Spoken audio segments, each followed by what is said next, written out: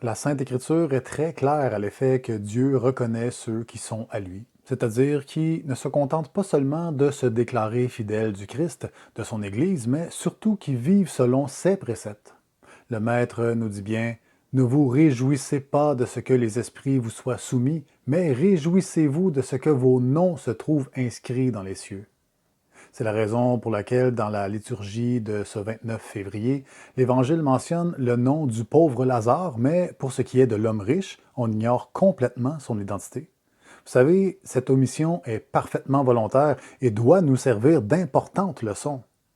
Depuis la première alliance, Dieu nous avise, Yahvé dit à Moïse, « Celui qui a péché contre moi, c'est lui que j'effacerai de mon livre. » Heureusement pour les pécheurs que nous sommes, par Jésus-Christ, nous sommes réhabilités dans la grâce. Nos noms peuvent toujours se voir inscrits dans le livre de vie. Mais vivre par lui, c'est cesser de vivre par nous-mêmes. Nous soumettre à sa majesté, faire des efforts au quotidien pour demeurer fidèles à ses enseignements.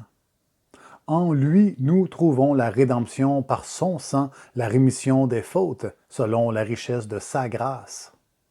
Et dans le récit, qu'est-ce que Lazare a bien pu faire de particulier pour se voir inscrit dans le livre de vie? On raconte de lui aucune action éclatante, aucun apostolat marqué, il eut une vie plutôt bien misérable.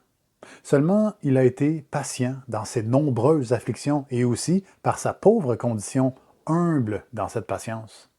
Par-dessus tout, il a gardé la foi, l'espérance et la charité jusqu'à la fin.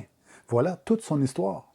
Sainte Thérèse d'Avila disait « Que rien ne te trouble, que rien ne t'effraie, tout passe, Dieu ne change pas. La patience obtient tout. Celui qui a Dieu ne manque de rien. Dieu seul suffit. » Et quand on considère le riche, l'histoire ne raconte pas non plus qu'il était un grand criminel, un escroc ou un voleur. Peut-être même qu'il avait une vie relativement honnête. Mais là n'était pas le problème.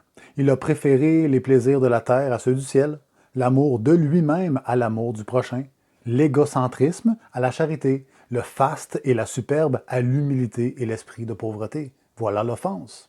Si les hommes méditaient bien ce récit de l'Évangile, ils seraient certainement plus sages, résignés et généreux.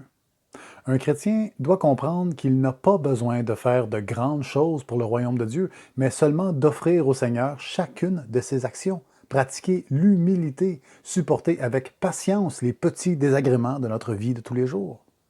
Il faut vivre et mourir pour la croix. Car celui qui voudra sauver sa vie la perdra. Mais celui qui la perdra à cause de moi la trouvera. Et quand on parle de celui qui veut sauver sa vie, on parle en premier lieu de l'importance qu'un homme s'accorde à lui-même. Vous savez, cette soif d'existence, d'être reconnu, apprécié, de vouloir se démarquer, se valoriser. Bref, de se prioriser dans les différents aspects de sa vie. Voilà ce que le pécheur cherche à sauver. Voilà ce qu'il craint tant de perdre, du moins tant qu'il ne connaît pas le Christ Jésus. Car Jésus nous enseigne qu'au contraire, il faut renoncer à nous-mêmes et à tout attachement mondain. Et que servirait-il à un homme de gagner tout le monde s'il perdait son âme? Ou que donnerait un homme en échange de son âme? Le vainqueur, donc celui qui persévère dans le chemin du Christ Jésus jusqu'à la fin, sera donc revêtu de blanc. Et son nom, je ne l'effacerai pas du livre de vie, mais j'en répondrai devant mon Père et devant ses anges.